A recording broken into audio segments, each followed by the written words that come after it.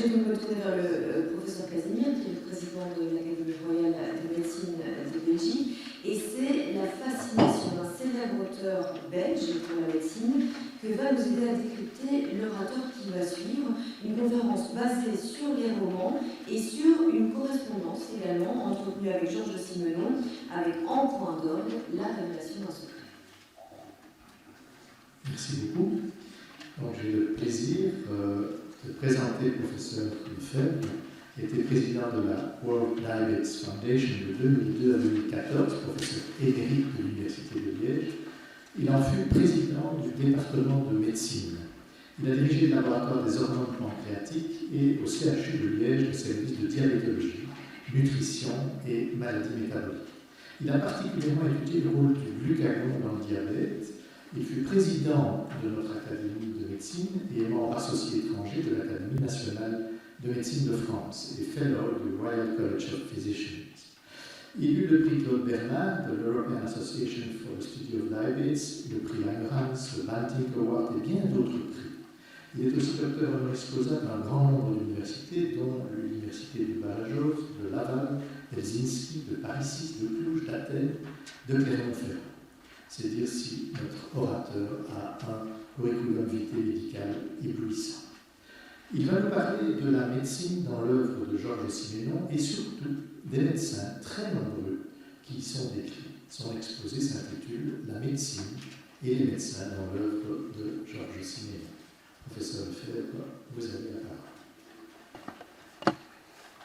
Monsieur le Président, Messieurs les secrétaires perpétuels, chère Vanessa, c'est un plaisir et un honneur d'être ici cet après-midi et de prendre la parole dans ce symposium commun des deux académies qui en réalité a eu une très longue gestation car c'est il y a une douzaine d'années déjà qu'un premier projet de programme avait été établi par les deux secrétaires perpétuels de l'époque, il y a déjà bien longtemps, M. De Decker et M.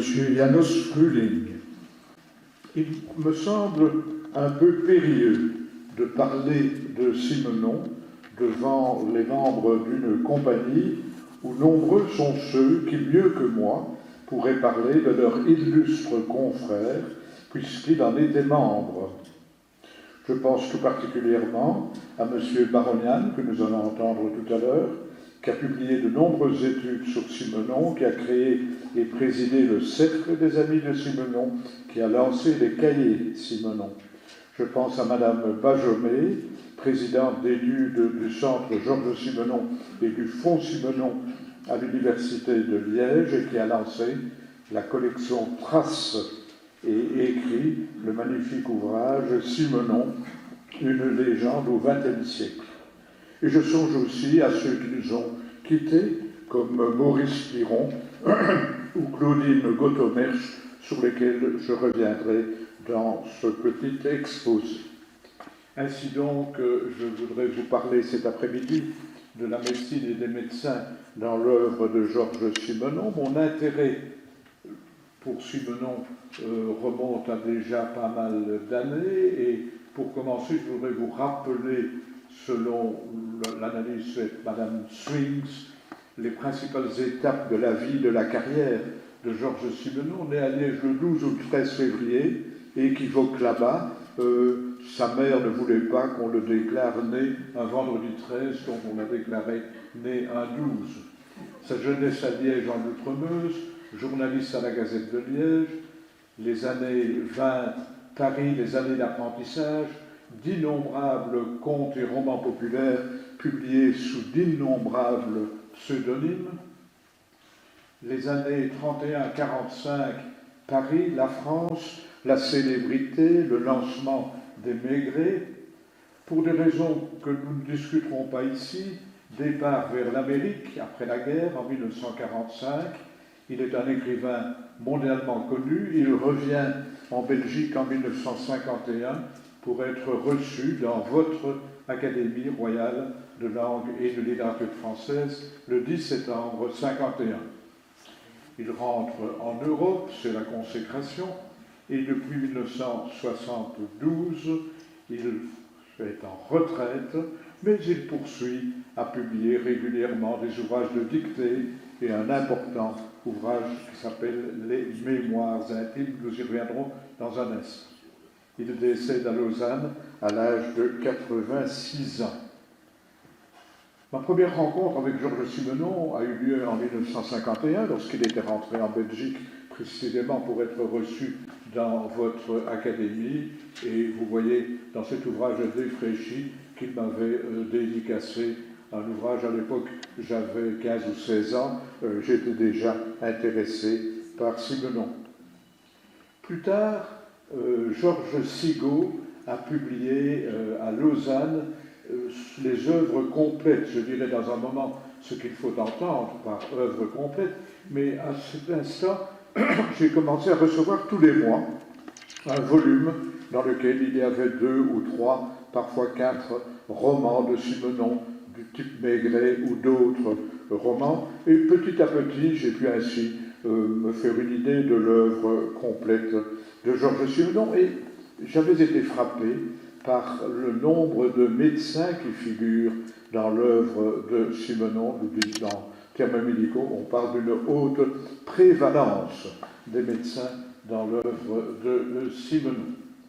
La production romanesque de Simenon, reprise dans la collection en question, c'est à peu près 200 romans, dont 72 du cycle Maigret, 147 nouvelles, dont 138 ont été reprises dans les œuvres complètes de Gilbert Sigaud. Dans la production romanesque, on ne reprend pas les ouvrages de dictée publiés dans les années 70, les textes autobiographiques, dont les Mémoires intimes et le pathétique livre de Marie Jo. Les notes de voyage, les reportages, les nouvelles et les romans publiés sous divers pseudonymes. Je n'ai pas analysé ces divers ouvrages pour ma petite étude. Pour comprendre Simenon, il est bon d'avoir lu un ouvrage publié en 1945, je me souviens, dans lequel il raconte l'histoire de la vie de sa famille à l'intention de son fils. Cet ouvrage sera repris, alors qu'il était ici à la première personne, je me souviens, il sera repris à la troisième personne dans le célèbre Pédigré, qui est un ouvrage de référence, si l'on veut comprendre Simenon, tout en gardant présent à l'esprit que parfois l'exactitude n'est pas tout à fait la première de ses qualités. Et puis les Mémoires intimes, dont j'ai parlé tout à l'heure avec le livre de Marie Jo, c'était publié plus tard, mais c'est aussi un élément de connaissance du romancier et de son œuvre. Je m'étais mis en tête de relire toute l'œuvre de Simenon, il fallait avoir le temps, et de faire des petites fiches en prenant les noms, les prénoms et les rôles des différents médecins présents dans l'œuvre Simenon. J'en parle à mon collègue de l'Université de Liège, votre collègue à l'Académie de langue et littérature française, Maurice Piron, qui dit, mais mon cher ami, ne passez pas votre temps. Il y a quelqu'un qui l'a déjà fait, rencontrez-le, il s'appelle Michel Lemoine. Michel Lemoine est un personnage étonnant, décédé il y a un an, professeur de français, passionné par Simenon, et qui a analysé l'œuvre de Simenon dans tous ses détails, et en particulier a publié un index des personnages dans l'œuvre de Simenon. J'ai pris contact avec lui et très aimablement, le livre n'était pas publié, il m'a dit « on va parcourir les fiches ensemble ». Et nous avons relevé toutes les fiches des médecins dans l'œuvre de Simenon avec mon ami Michel Lemoine.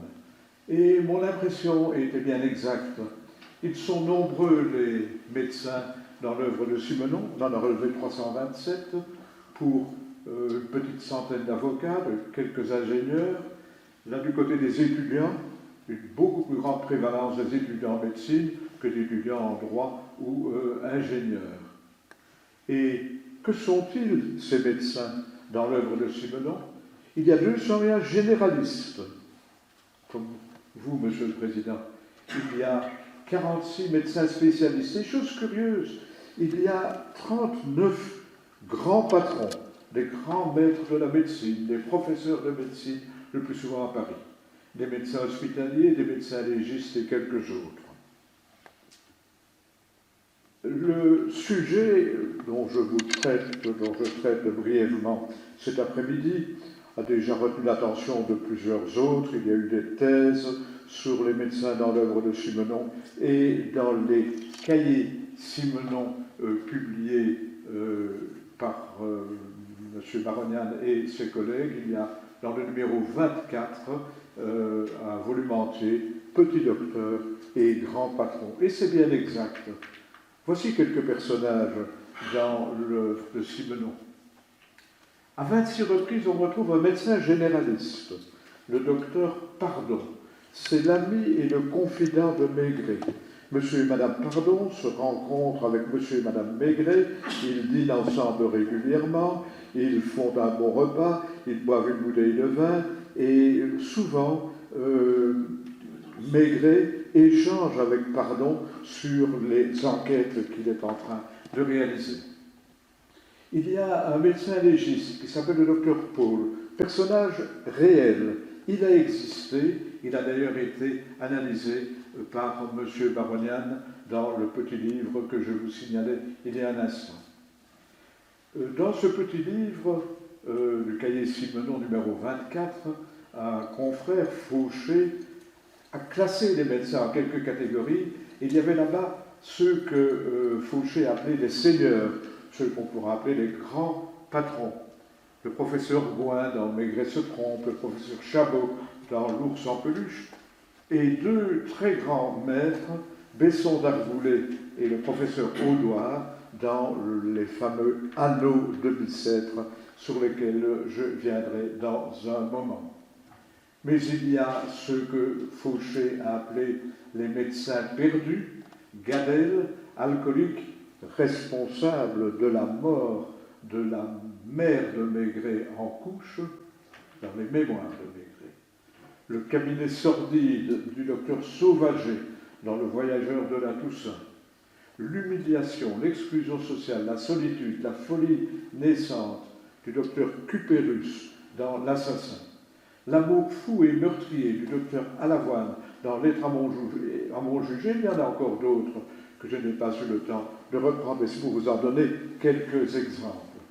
Et puis ceux que Fauché appelait les braves gens, le bon docteur Malampin, qui cherche à répandre le bien, le docteur Mahé, qui se noiera dans son rêve de Porquerolles, dans le destin des Mahé. Alors, je me suis interrogé sur les raisons de cette haute prévalence des médecins dans l'œuvre de Simenon. Il a parlé d'une vocation médicale, et dans un entretien qu'il a donné aux médecins de médecine et hygiène à un moment donné, il a dit qu'il avait rêvé d'être médecin. En fait, dans sa maison familiale outre-Meuse, de l'autre côté de la Meuse, par rapport au centre-ville à Liège, dans sa maison familiale, étaient hébergés des étudiants, et parmi lesquels, on n'est pas loin des instituts de physiologie et d'anatomie, il y avait des étudiants en médecine, et Simenon reconnaît et avoue avoir consulté régulièrement les ouvrages de médecine de ses étudiants dans la maison de ses parents. Vous avez là-bas en haut à droite l'entrée du vieil hôpital de Bavière. Simenon l'a fréquenté, cet hôpital de Bavière, hôpital pavillonnaire où j'ai passé la plus grande partie de ma carrière. Il allait y servir la messe dans la petite chapelle de l'hôpital, et le matin, il accompagnait le prêtre qui allait donner les derniers sacrements aux patients qui étaient en train de mourir dans l'hôpital. Il le raconte dans ses autobiographies.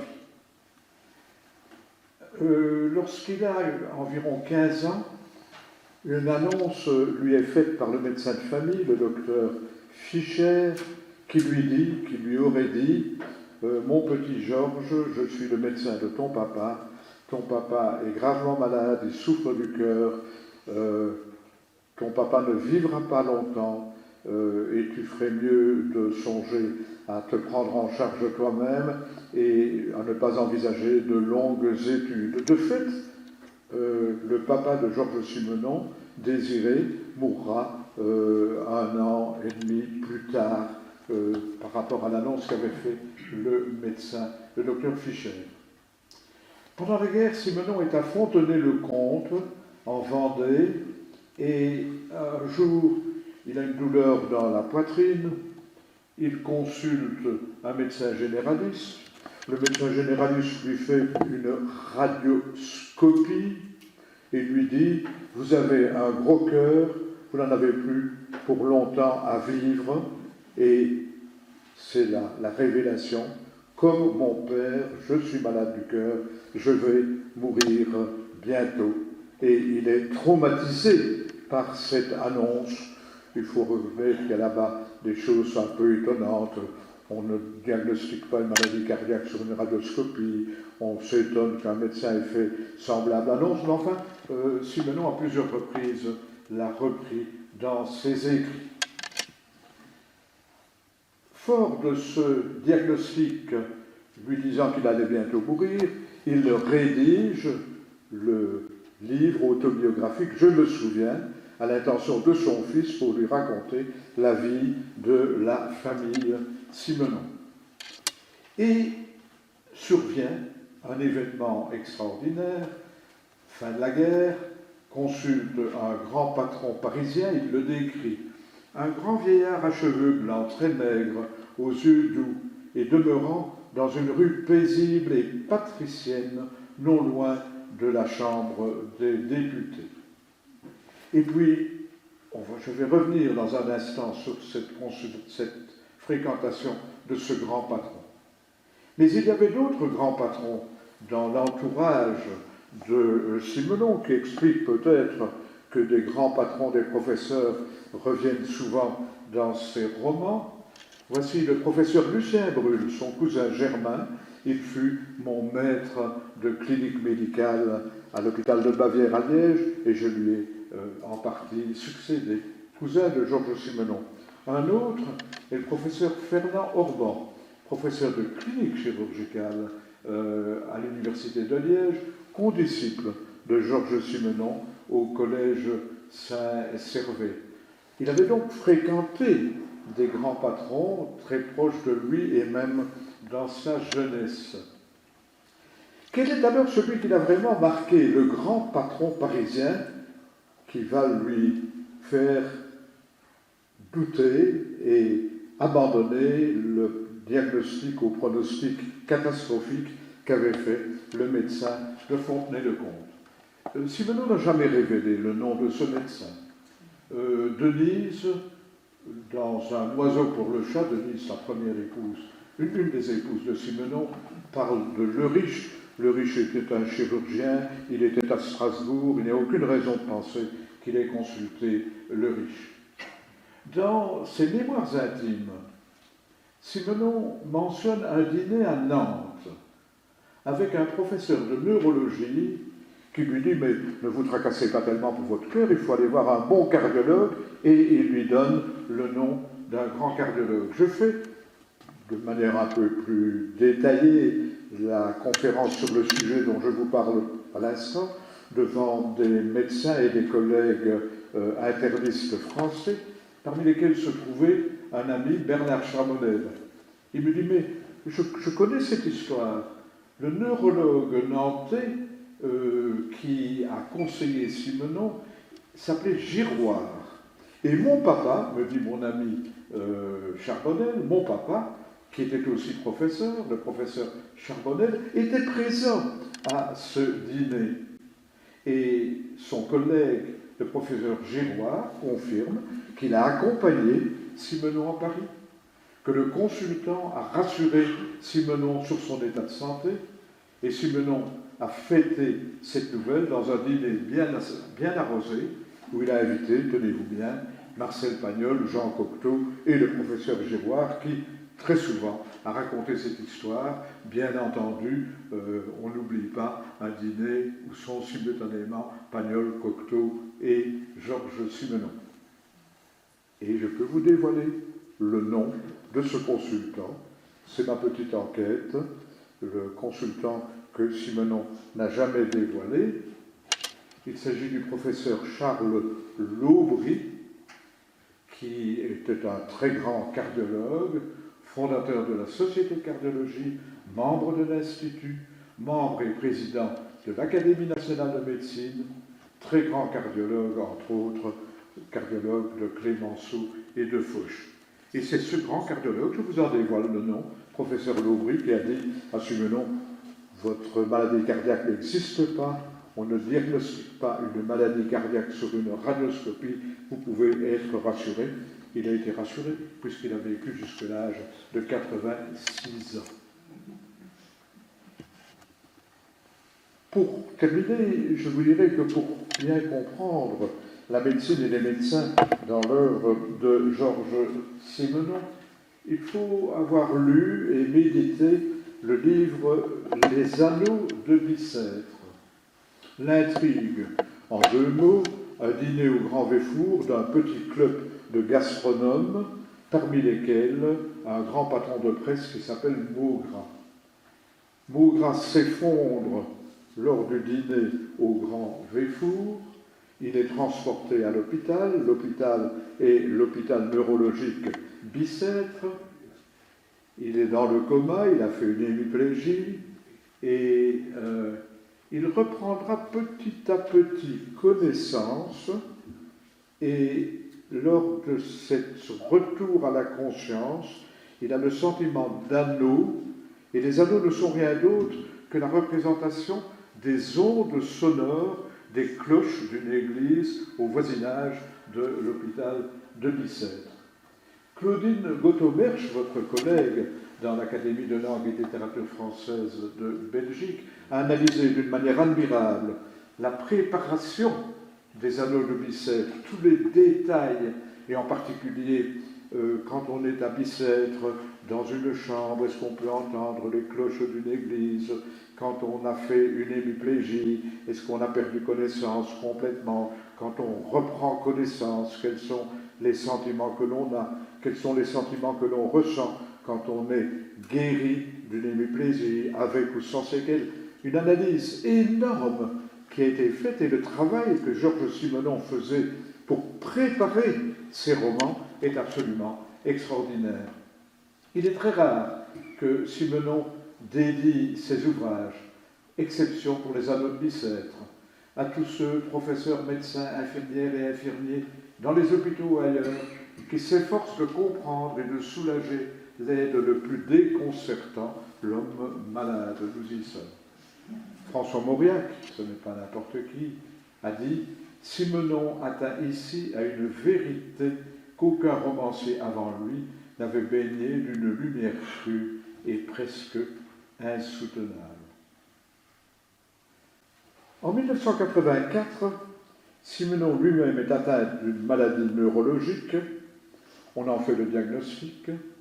On lui dit qu'on doit l'opérer.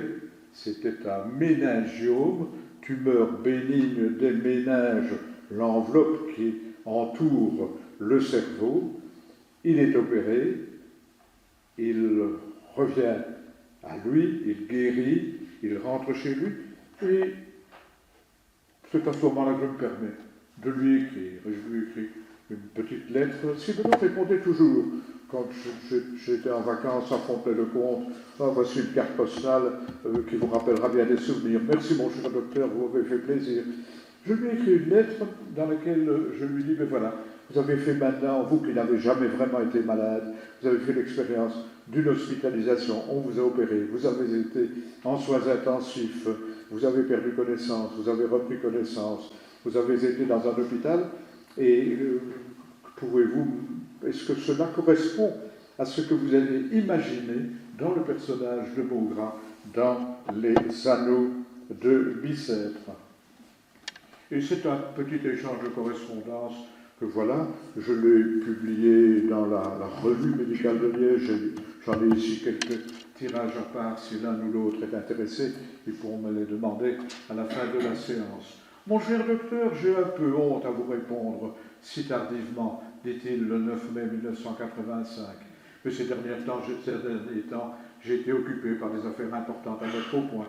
Je vais essayer de faire quelques réflexions sur la médecine et les médecins. J'ai connu beaucoup de médecins dans ma vie, dans de nombreux pays, etc.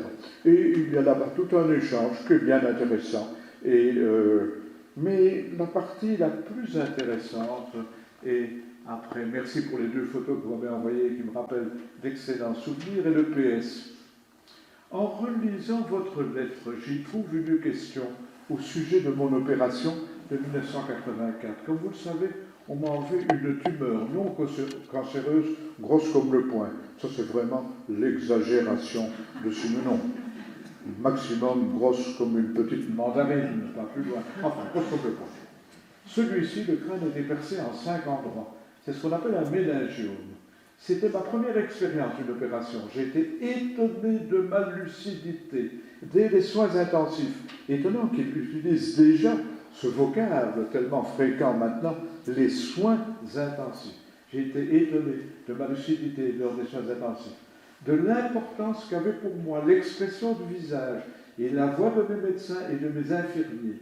Après 6 mois environ, je me souviens encore des moindres paroles prononcées autour de moi et des moindres expressions de physionomie, ce qui confirme les sentiments de mon gras à Bicêtre. Et je dois dire que depuis cela, depuis cette réflexion, depuis ce message, chaque fois que faisant un tour de salle, j'étais au chevet d'un patient en coma, d'un patient qui sortait de son coma, je disais, bon, faisons tout de même attention à ce que nous disons, peut-être le comprend-il. Et nous avons à l'Université de Liège pour le moment un collègue très brillant qui étudie l'état de conscience limite qui se trouve au moment où on n'est pas vraiment dans le coma, où on n'est pas tout à fait conscient. Eh bien, il faut se souvenir de cela. Et puis, il termine en disant, je regrette la disparition des derniers hôpitaux horizontaux à Bavière, comme à Bavière. J'en ai connu un autre à Strasbourg. Ils sont condamnés pour des raisons financières. On fait des tours maintenant, comme vous le savez, et d'ordre pratique. Malheureusement pour le malade, qui se sent complètement désarmé dans les couloirs et les ascenseurs d'un hôpital vertical moderne. Dommage peut-être aussi pour les médecins, car dans un hôpital horizontal, ils doivent avoir une plus grande impression d'autonomie. Et j'ai personnellement la double expérience de l'hôpital pavillonnaire, l'hôpital de Bavière à Liège, et des tours du CHU au Saint-Clément.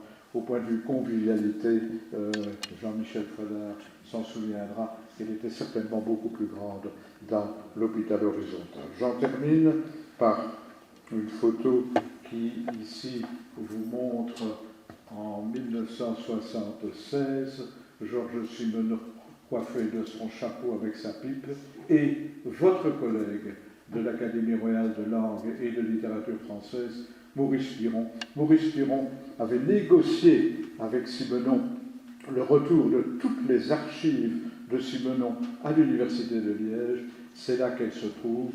Jusqu'il y a peu, elles étaient au château de Colonster. Elles ont été maintenant transférées dans l'ancien Institut de physiologie, place Delcourt.